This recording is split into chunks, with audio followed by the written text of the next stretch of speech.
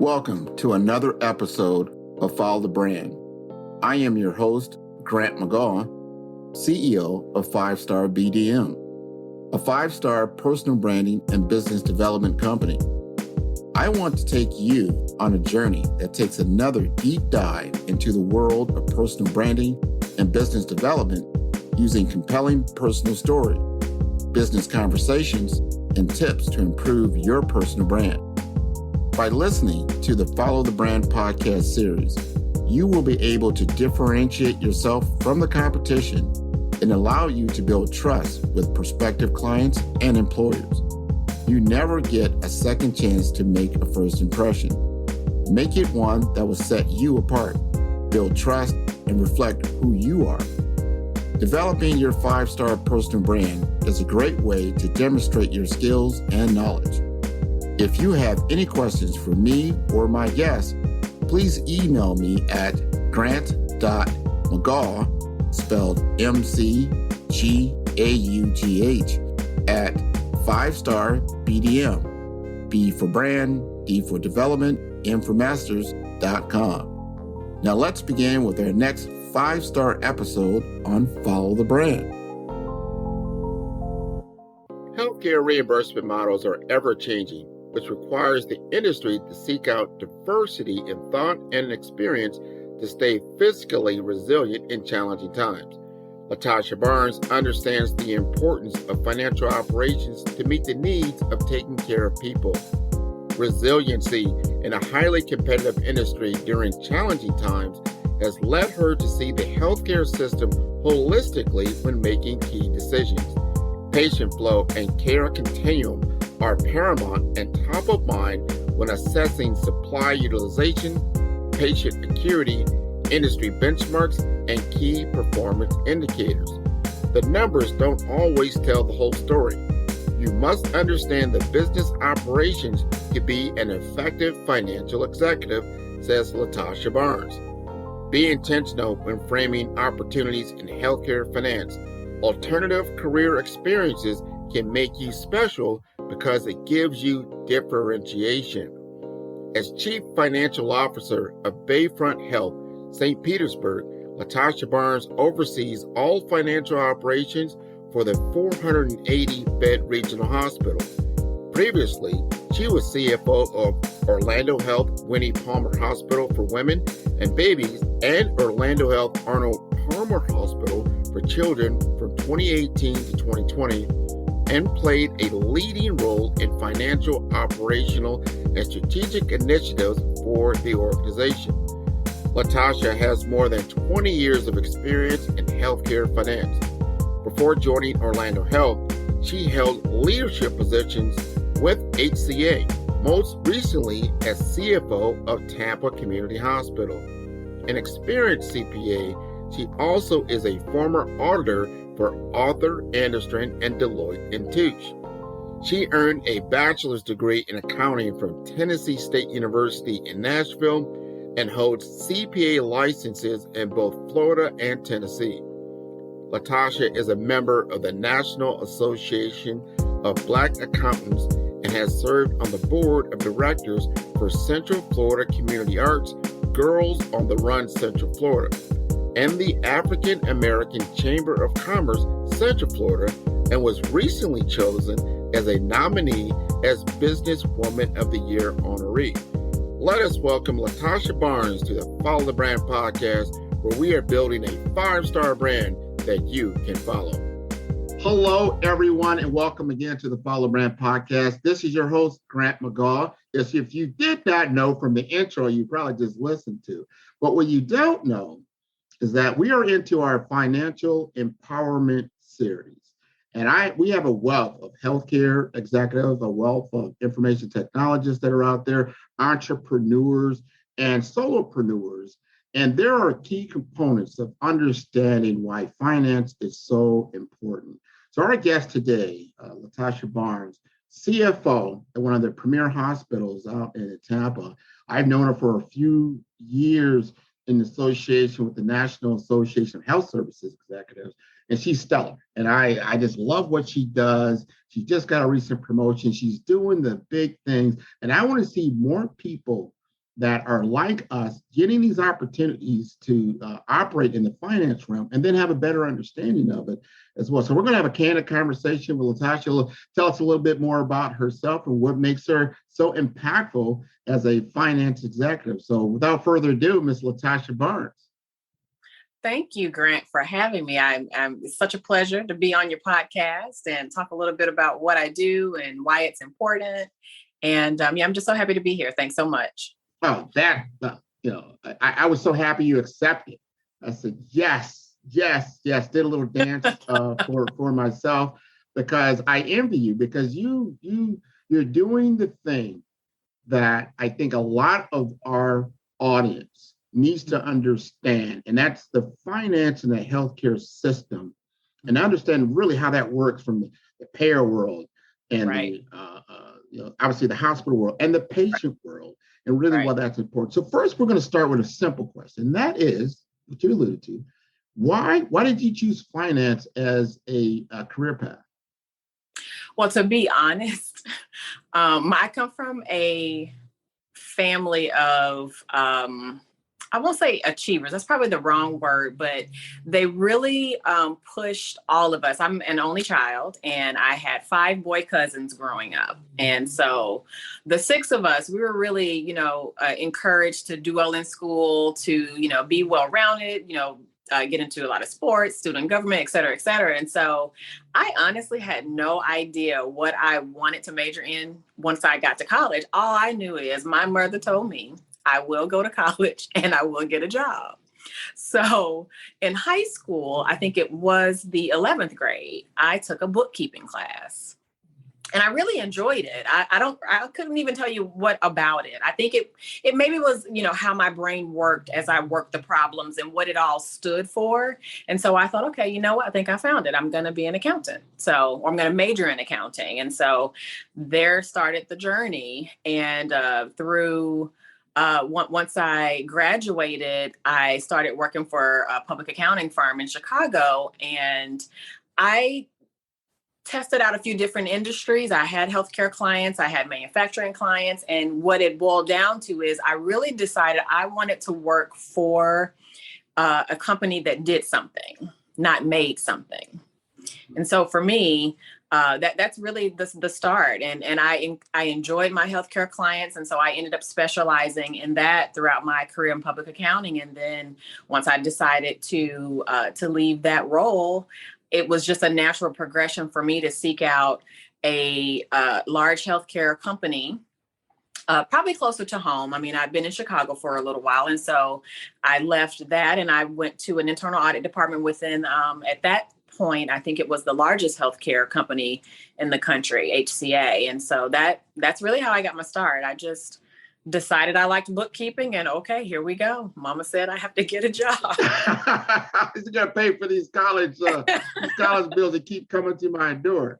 Exactly. All right. But that's wonderful that you're the second person that got a great start in the HCA system. We had Andre Boyd on earlier. He said they had some really good mentorship programs and leadership programs, so he could find his voice in his sea legs, let's say, in this industry and move forward. And I know you've done something similar to that. And help us understand, what is it like working in a hospital? What is the financial flow that I'd say healthcare leaders need to understand when they're trying to get funding for their projects or something to that effect? What happens in that kind of operation? Right. So I really love to teach. So for me, I've worked in hospitals where I had some really high functioning department leaders who truly understood that they were running a business. It was a business within a business. And so they got it. It was easier for me from the finance perspective. But what I look for and what I think our leaders in healthcare, really in any industry, should understand they're running a business. And honestly, when you think about healthcare, I have this conversation quite a lot. We're not hoping someone gets sick, right? But people do get sick. People do come into and they seek out quality healthcare, and that's what we provide. So we are running a business. We're just in the business of saving people and helping people feel better. We're in the business of wellness. Doesn't mean we can't make a profit because we're nonprofit. We are in the business of taking care of people. So long story short, I really push our leaders to really take that into account, that they've got patients every day, and it takes people to take care of those patients, and it takes supplies, and it takes human resources to run their business. And so they've got to have a very good grasp of what that means. Do you know how to determine how many people you need to take care of the patients that you have? Do you know how to determine whether you have the right supplies in stock, that the ordering is happening as it should happen, et cetera. And then, like you said, when it comes time to, you need something. So you obviously are in the trenches and you're there, you are assessing the needs of your department and needs of your patients and the needs of your team members. So when you do have those projects, or when you do have that need for additional resources, whether that's people or things, you've got to really have a good understanding of, well, if my unit is half full, what will make sense for me from a request standpoint? Like, do I have, honestly, the return on investment, whatever that's going to be? Do I have all those elements in line for this request that I'm making? If I need a piece of equipment and it's the newest, brightest, shiniest thing out there, and we just have to have it, how do I support that business case? Is it going to bring in additional patients? Are we going to be able to maybe steal business from another system or another hospital in the area because they want to come to us because we have this new bright shiny thing? Do I have a premier surgeon or a premier physician working for us that it would just be a coup if we could get that person working with us, but they need this widget? So how do I best position that request? I have to think about the people. I have to think about the resources that it will take in order for me to execute what I'm asking for. And so I just really find that making sure that I've helped educate those leaders on all of that, right? That they know where to get that information. They know what I'm looking for when they are asking for something. They know that I'm going to ask them about volume. I'm going to ask them about their labor, their team, the team that they have in place. Do they have everything they need? Do they have too much labor? Are they managing that labor well? So for me, it's about preparing them to anticipate the questions I'm going to have, for them to start thinking about, having that business acumen aside from their actual passion, which is taking care of patients, right? So it's a balance, and sometimes it's tricky because, to be honest, there's a saying that I've heard ever since I became a CFO, even a controller. Back when I was a controller, we would call the CFO the CF no. And I do not like that title. I am not a CF no, but I ask questions, and I ask a lot of questions. And I think my team really do. They respect that. But I'm also very willing to help educate them on the things that they may not have that stellar business acumen, but let me help you get there so that the next time you've got this request, and then you know kind of how to put that together. But again, yeah, it is a balance, because in my industry especially, you're dealing with people. You're dealing with people at their most vulnerable point.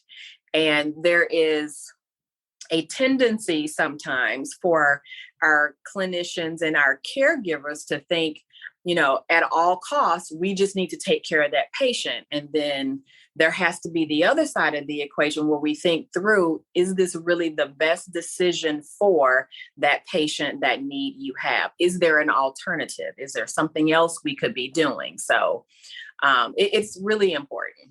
I hear what you're saying. And I know you have to think through that there are KPIs that you're looking for. That's right. Key performance indicators. Your business case has got to be sound. Mm-hmm. And I heard you say a lot about service care from the provider perspective, and I heard you talk about from the patient perspective, keeping that in line. Now I want to ask you from that payer world. You interface with them. That payer could be the government. That payer could be different insurance agency. That payer could be directly from the patient. What are the specific challenges that you run across when you're dealing in that payer world? Well, for just in general, I think when you think about reimbursement, one, it's ever changing.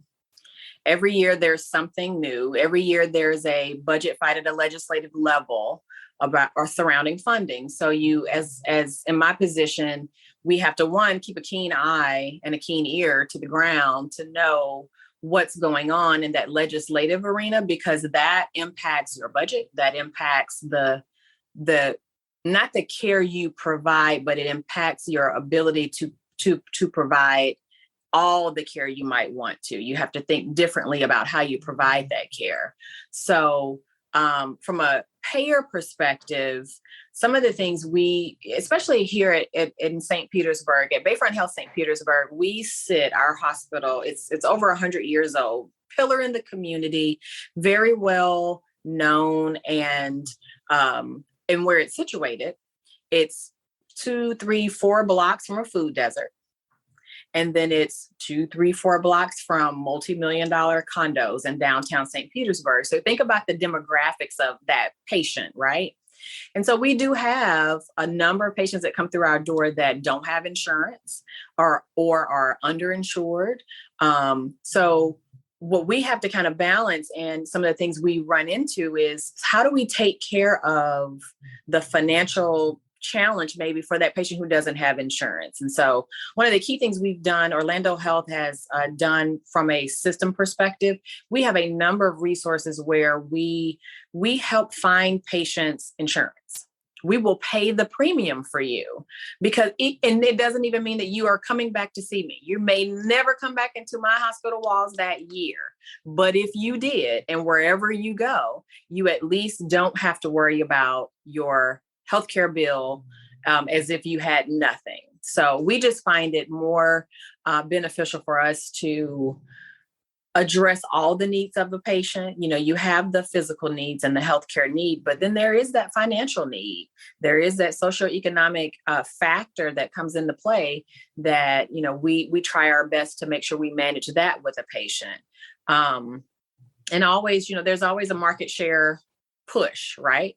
So while I want to be able to take care of those patients who have no means of financially paying for their health care, from a charity care perspective, you know, we actually have a very healthy, very robust charity care policy within Orlando Health. So, so those patients, I think, there are safeguards for them. And then, but in order for us to afford all of that, right, we've got to go after that commercial business. Mm-hmm. And so, and here in St. Petersburg, there's a ton of employers. There's a huge push in our area and has been for quite a while. There's a huge draw of companies coming to St. Petersburg and bringing their employees. So we've got a huge employer base. So what's the healthcare insurance that those employers have, and how can we partner with them? One, by means of getting the volume, but two, from a reimbursement and a rate perspective, making sure that we are competitive with our competitors. And we actually are able to draw those patients and those lives, if you will, to us.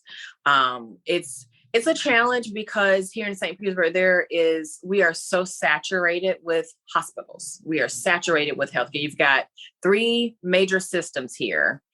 And my hospital being a part of Orlando Health, but we are only one hospital here. So we're one amongst probably 20 other, that's maybe too many, one in maybe about 15, I may not be wrong, about 15 hospitals. And so there is that play for market share where we want that commercial patient, because that helps us to afford some of the other things we need to do to take care of our patients who are the most vulnerable from a financial perspective. But it is a challenge. You've got orthopedics, for instance. It's been, you know, for years that, you know, we keep hearing that total joints are going to go all outpatient. They're never going to be done in the hospital. So your competition now are ASCs, ambulatory surgery centers.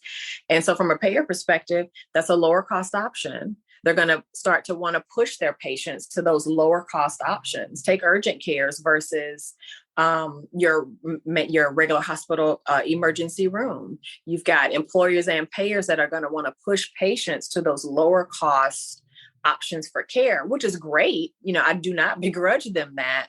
But again, it's just another level of competition that we in the healthcare industry and the hospital industry have to deal with and really manage really all those dynamics, making sure that one, we've got the patient in the right setting at the right time for the care that they need. And when they can explore a lower cost option, great. So from our perspective, it's a play for not only having hospitals as your main setting for care. Now you've got to delve into the urgent care business. And we have freestanding emergency rooms, which are out in the community. They're not urgent cares. They are literally an emergency department. They're just off-site. And they're linked to your hospital. So you've got to think through providing different settings of care to kind of buffer against the risk of payers pushing business to those lower costs of care and out of your hospitals. And I also think you have to get better at how you provide that care in the hospital so that also is a buffer against those reimbursement changes, whether it's commercial or the government. Obviously, I mean, that's governmental payers pay less than commercial payers do. So you've got to really figure out how you provide that great quality care at a cost that makes sense for the care you're providing. You don't cut corners, but you've got to be really creative about how you do it. You don't buy the most expensive widget that's out there. You find what you need, and you make sure you're managing your labor costs, et cetera. So all the things that go into taking care of a patient, you have to really think through your cost structure as well to manage against the risks from the payer and the reimbursement perspective. I'm hearing a lot that it's a moving target. Mm-hmm. Things change. I hear from a lot of different executives. Hey, Grant, it's budget time. We're putting together, our budgets for the year. What does that look like? We got to get our budgets approved and then see what exactly. But then when even after that, maybe you got some budgets. They were approved through the committee structures that are put together, and then you hit the field, right? You hit the field, and then change happens. Yeah. So the budget you put together, just like COVID hit, you're like, whoa, all our electives, the money, the flow. Perfect example. Yeah, perfect example of that. Now, let me ask you this, because here's a change that's happening, especially because I got a lot of audiences, healthcare and information technology. There's a big push for digital transformation, right? Mm-hmm. So you've got remote patient monitoring. You've got now telehealth. You've got how do we, fix our digital front door and really get an immersive patient experience.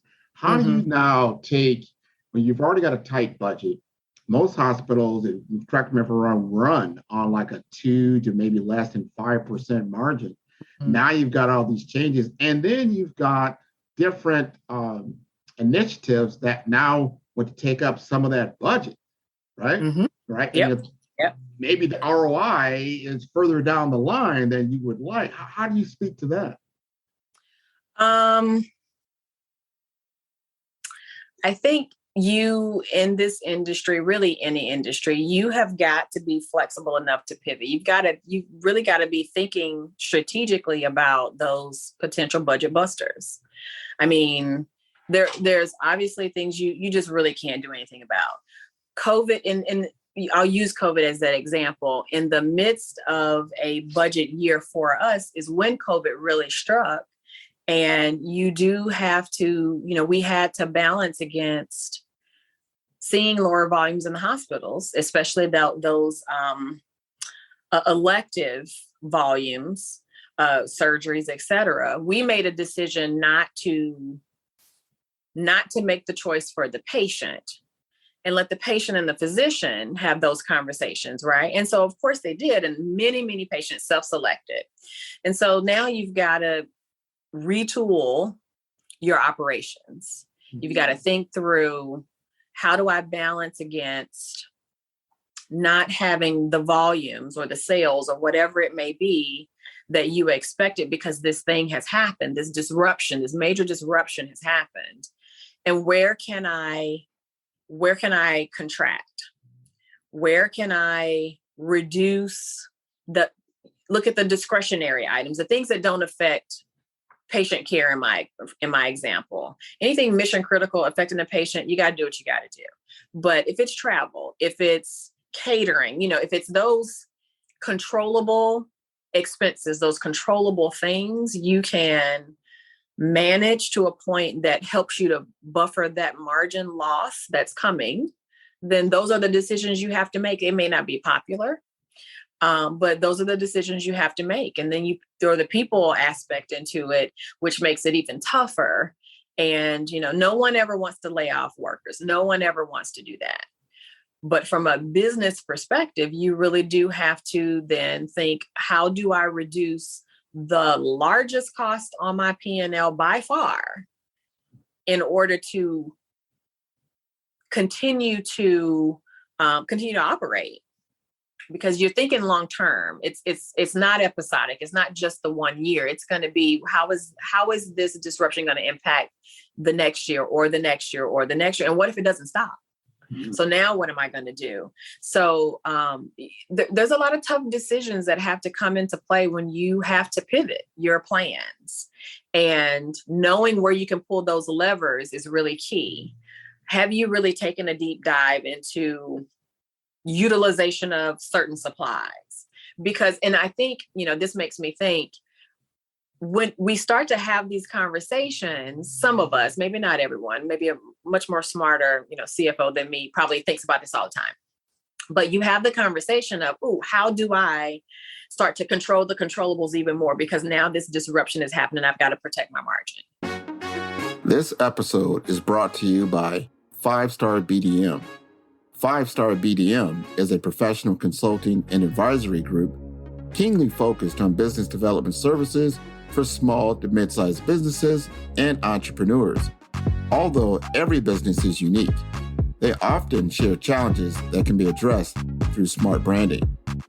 Services include process improvement in operations, digital strategy and transformation, business intelligence, digital marketing, and personal branding.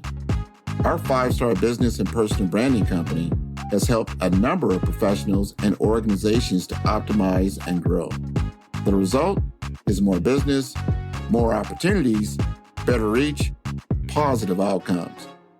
Please visit www.5starbdm.com to learn more and view all the episodes of Follow the Brand.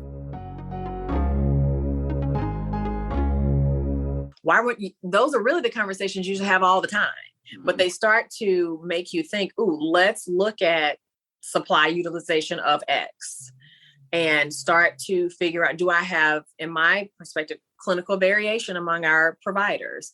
Are we doing things very differently across 5 different physicians for the same patient with the same acuity, with the same diagnosis? And if so, why? But that's the kind of I don't want to call it a rabbit hole, but that's the path you start to take, is how can I find the variation, or what's the word? How can I find, I'll say the variation, that variation in my P&L that I wasn't even looking for before. I probably should have always been looking for it. But now let's start to dig deep and figure out where we can start to remove some costs that really doesn't even need to be in the system in the first place. So yeah, I hope I answered your question. I feel like I'm rambling now. You're getting there, because I hear the cost structure. You've got to really get a keen eye on cost and what you're investing in, what you may need to divest in. Yeah. Yes. And then one part of my question was around information technology. Usually in a healthcare system, IT is a cost. Say, hey, you know what? No matter how you want to slice and dice it, I'm paying for this. It's a cost. Now you look for those enablements, like, well, I pay for this, but it enables me to generate this type of revenue. You've got to marry that with something. Right. So that was the other question. So you see a lot in the healthcare industry about digital transformation. Mm-hmm. How are you investing in digital transformation? Then at what cost? I mean, will you have to divest in order to generate that new revenue stream? Mm-hmm. Yeah, one of the ways we have, and thank you for that reminder, one of the ways we have invested, and we've been doing it for a while, but from a telemedicine perspective, where you can, use an app on your phone and you have a cough or you have what you think might be a sinus infection. And, you can go on your app and you can make an appointment to talk to a doctor to talk about, instead of going to, say, your local quick clinic or something that's in a convenience store or one of your grocery stores. So we've invested in that technology. We've invested in technology from a operational standpoint, where we've got carts that, instead of hiring a number of, say, intensivists or a specific, a physician to have coverage overnight, we've got the ability to use carts, iPads, where when the intensivist needs to talk with a specialist, or overnight, the physician assistant or the RMP needs to connect with a physician at night about a patient's condition. We do have technology where you can contact that physician. They can see the patient, they can talk to the patient, they can talk to you, they can talk to the consulting physician.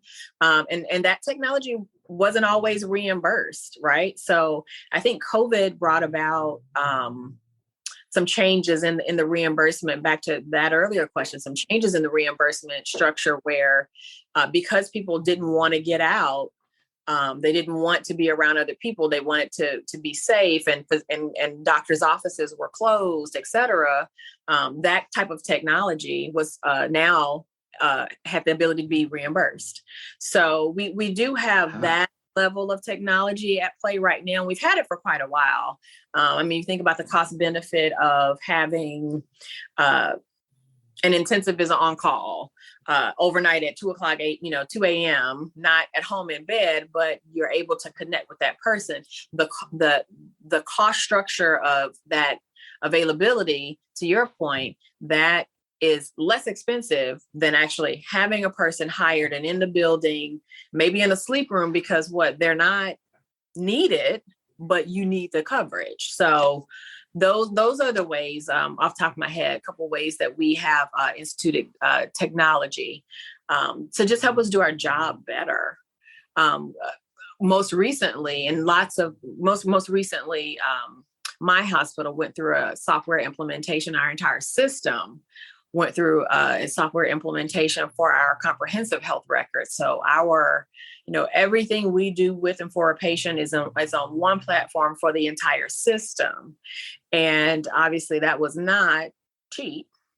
And so that's one where you don't immediately recognize a return on investment of the entire purchase price, right? It's more so about making the ability to provide care seamless, simple. When a patient may go to a doctor's office, one doctor's office for a specific specialist, and you were just in the hospital, that ability for that primary care physician to see your record, see your most recent stay, and see everything that happened, and then me as a patient, I don't have to request records and bring them with me or have them sent to the office. So it made it more seamless, ties in, all of your providers within, just a digital fingertip. So that was a really big investment we recently made over the last maybe 20 months now. That's wonderful. And I'm glad to see that you're investing in, you're looking at IT as an enabler. There is an initial cost, but the cost, the benefit, as you said, we're going to be able to do more with less. Right. Is something that you consider a lot. Mm-hmm. So I wanted to ask you this question, and that's around, because I just don't see a lot of women in finance. I don't see a lot of people of color in finance, at that higher level. However, finance touches all these different aspects of the business.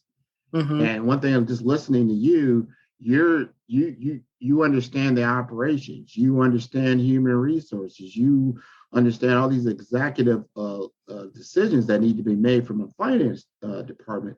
How do you then educate those that are in these different siloed departments to understand holistically what you're looking at from a finance executive? How does that look like? And then just give us some context around, if you were in their shoes, you're now, a middle management, director level, or you're, just in management or early careers, what they need to truly know from a finance. Like, hey, this is something you need in your quiver to understand how you can propel yourself forward. Right. I'll answer the last question because that's the one I'm remembering it first, right? Yeah. I think a real key element to understanding finance or financial operations is understanding your specific key indicators, right? What are the things that help drive your operation? So, knowing, how many patients we see, knowing how many team members you have, how much labor you need, having an understanding of just all of the elements it takes to run your business unit is truly key. So I intentionally, one, I have to really change the language because, again, not everyone understands all the acronyms and things, right? So I have to write and speak in such a way when I'm talking about financial operations so that they do understand. When I'm talking about patient acuity, I'm talking about how sick your patient is. I'm talking about the types of patients that you're seeing. Or if I'm talking about average length of stay and how long a patient is staying with us, I'm giving them the context for the longer that patient stays past the expected time they're supposed to be here, it becomes it becomes less and less, I don't use this word, but less and less profitable. It costs us more to take care of this patient when what we're gonna make on that admission is not going to change. So it's helping them understand, if we aren't properly moving the patient through the care continuum, how all of those specific how that kind of cogs up the system. And what that means, it means I can't get another patient from the ED that's up to a bed if we can't get the patient that's upstairs well and healed and through the system in a timely way. If we don't recognize if something else is going on with that patient, that we need to maybe raise a red flag and have attention paid faster. Okay. So understanding kind of all the different elements that impact how they perform their functions, I try to relate to them I try to speak to them in a way that they help understand, what they're doing and how it does impact the business itself. As an example, one of the things we work on right now is patient flow. And so from a patient flow perspective, if I don't have great processes in our emergency room where the patient can be seen, treated, if they're going to go home, be discharged, make sure that happens timely. If they're going to end up upstairs, and making sure that happens timely as well. So then making sure once they are upstairs that we're moving that patient through the care continuum, getting them discharged at home or wherever they're going to go for post-acute care as quickly as is possible based on what's going on with that patient. So I try to use those examples when I'm talking about length of stay, when I'm talking about how sick their patient is, when I'm talking about how much labor they're spending, utilizing, as they're doing their job. And how all of that impacts the financials. If you're using too much labor for the patients that you have or for the volume that you have, more labor than you need. Let me say it that way. More labor than you need based on benchmarks and things. I use that a lot, actually, benchmarking, so that they understand it's not what I'm saying is, here are some industry standards. Here are what our peers are doing that have a similar patient acuity in a similar setting with a similar bed size. Here's how these 5 other hospitals are able to do this with this amount of people or these resources or this length of stay. So let's figure out how we can do that too. And it leads to that process improvement work, which is great. So I think when we can frame the financial operational pieces around the processes and the things they're doing, it helps them understand better how what they do impacts operations. And I think it helps them understand better as well what those key indicators mean. I could be talking about how many surgeries we have for a day, but if you don't know how many surgeries do we need a day in order to stay in the black for the month, right? How much volume you need to see, how much less supply utilization or unnecessary supply utilization we may have, how we manage all of those aspects, what that means to us from a financial perspective,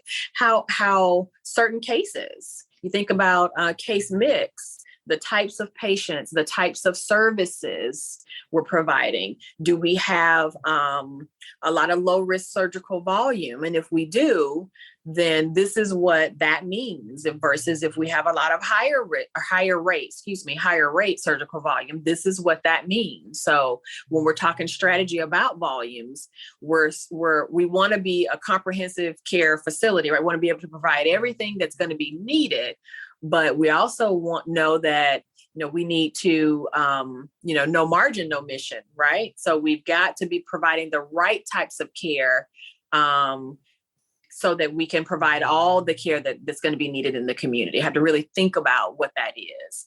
From a diversity. Yeah, I was going to ask you that. Let's talk to me, because what you just said there is your expertise. I mean, you understand financial modeling, you understand healthcare, you understand, what reimbursement models look like, and you understand timing. And like I said, you have a whole nother language when it comes to financial business acumen that maybe others do not have, but you probably want to encourage them to, and you need at least have it understand. You don't have to be an expert, but you need to understand that, and that's going to help you operationally. Now, you're going to talk about diversity and inclusion specifically for women and people of color in finance. So help us frame that story. Yeah, you're absolutely right. There are not a lot of diverse executives, especially in the healthcare space, especially in the financial healthcare space. And so it can be difficult. I mean, I think from my perspective, I've always sought out those that, regardless of race, sought out those that I thought could help me from a professional standpoint.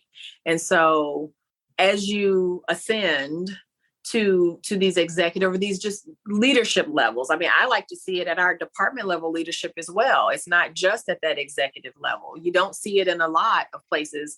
And depending on your location, you may not see it. It's more of a deliberate effort to make it happen. So, we've got, actually, I didn't know this, but in the history of Orlando Health, I'm the first Black executive at that C-suite level in our hospitals that we've had. I just didn't know that, which kind of sounds crazy, but it's the truth. And so for me, I think it is a responsibility, I feel, to then help cultivate that same leadership in those that I see that have the ability, that look like me, especially women, but especially Black women, because like you said, you don't see it a lot. I believe it's incumbent upon us to expose our children to these types of industries, because if you don't see it, then you don't know that it could happen.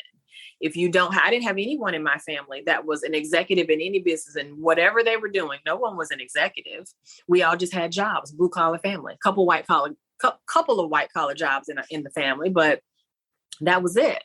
So it's really about if you are so fortunate to kind of push your way to the top, you make yourself know, you do a great job. I don't think first and foremost about my ethnicity when I'm doing my job, but it is a constant reminder when I'm in a room and I'm the only one that looks like me in that room.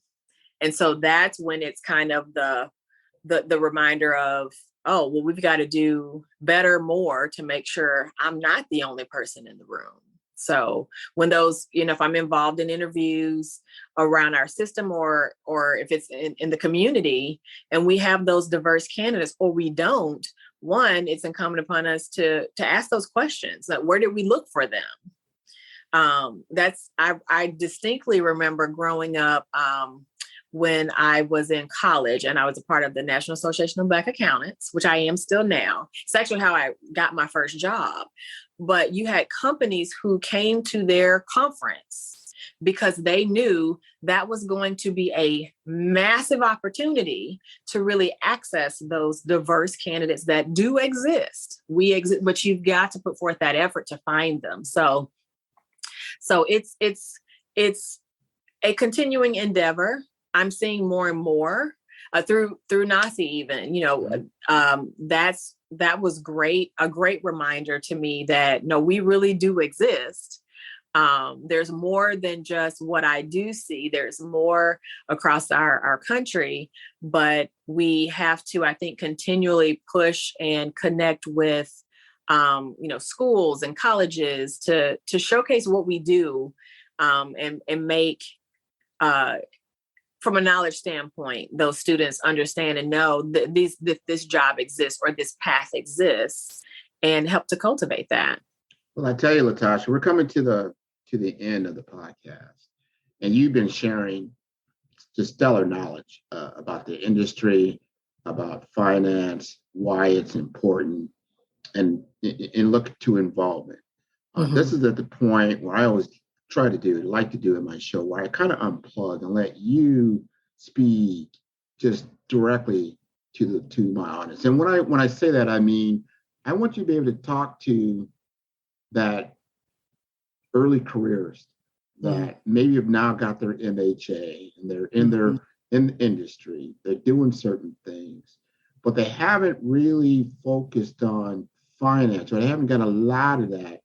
What would you encourage them to now pick up, either certifications or opportunities or experience that will help round out their particular career track? I think these days, from an education standpoint, the rules are different now from when I was in college, where I don't have a master's. My choice was to seek and pass the CPA exam. That was my main thing. And in my mind, I figured if I at least had my CPA, because to me, that can be more important than that MBA, because if you get into your career and you have the job where you have a lot of opportunity, you can learn things. To me, that's where I earned my MBA in the field, right?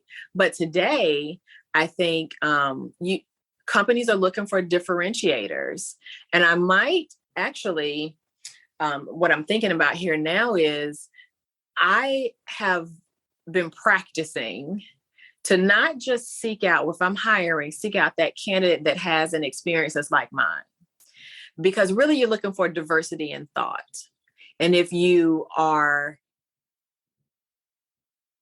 looking for a role in finance in some way, whether it's accounting, whether it's healthcare finance, whether it's operational in nature, I would suggest really thinking about how you can be a differentiator. And that might be seeking out just a completely different job, not the track that I went on and so many others like me went on. You may not need to go the audit route, right? You may not need to go the entry-level accounting role in private industry.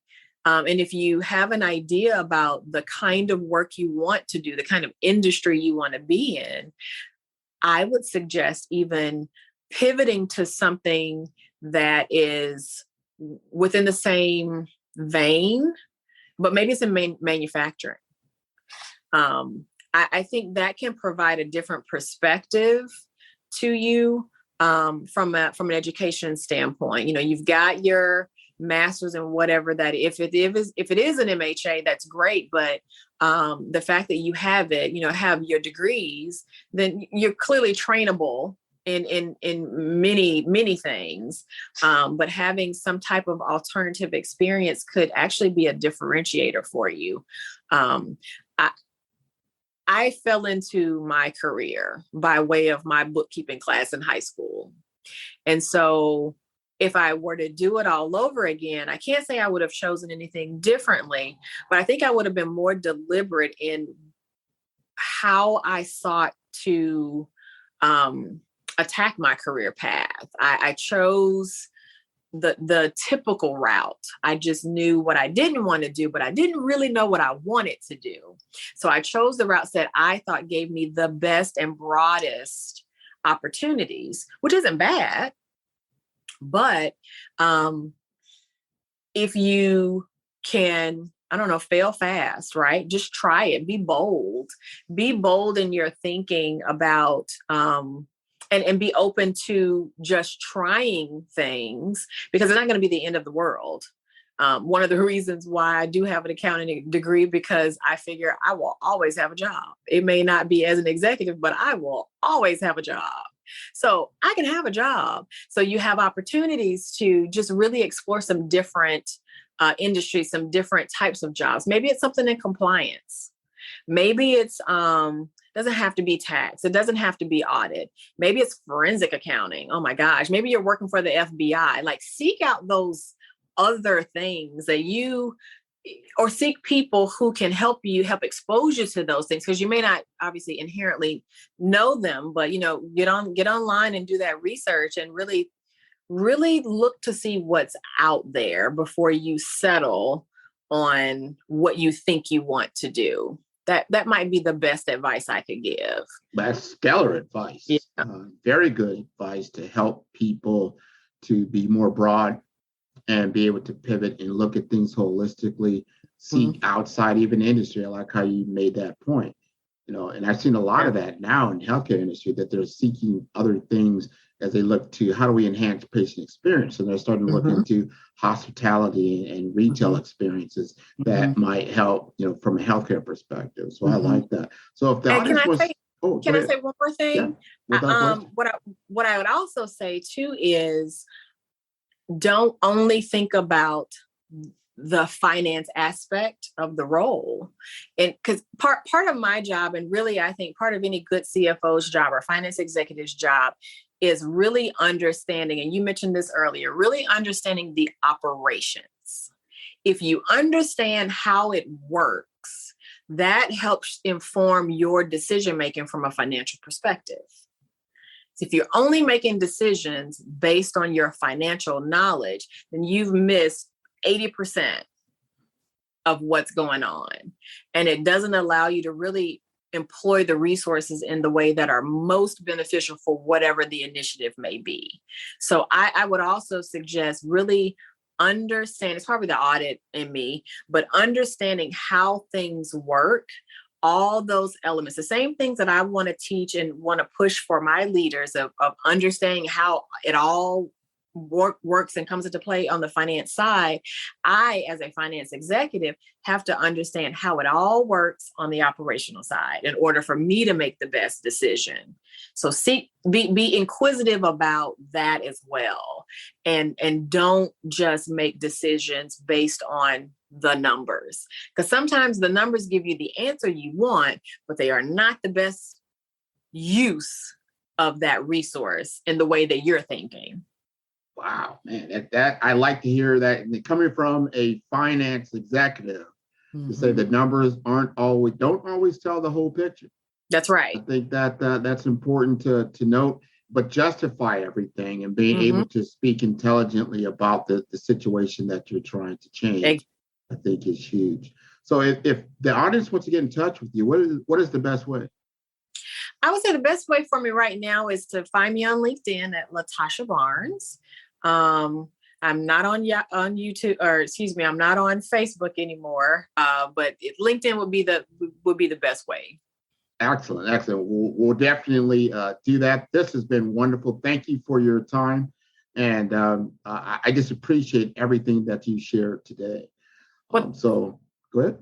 No, I was just going to say thank you, and for allowing me to share. And I hope it's useful for your audience, and for the series that you have started on, and that it was just useful information all around. So I really it is without question. We look at these things as a library of knowledge that'll live with, especially within the Follow the Brand. And you can look at all the different episodes at www.5starbdm. That's B for brand, D for development, and for masters.com. And the whole point of that is that we have a living body of knowledge and experience that we can share. So whether it's from a personal brand perspective, business development, career development, and financial empowerment, we are here to really help our newer generation take hold, take root, and to grow and flourish into our society. So thank you very much again. Awesome. Thank you. All righty. Well, you take care. Bye-bye. You too.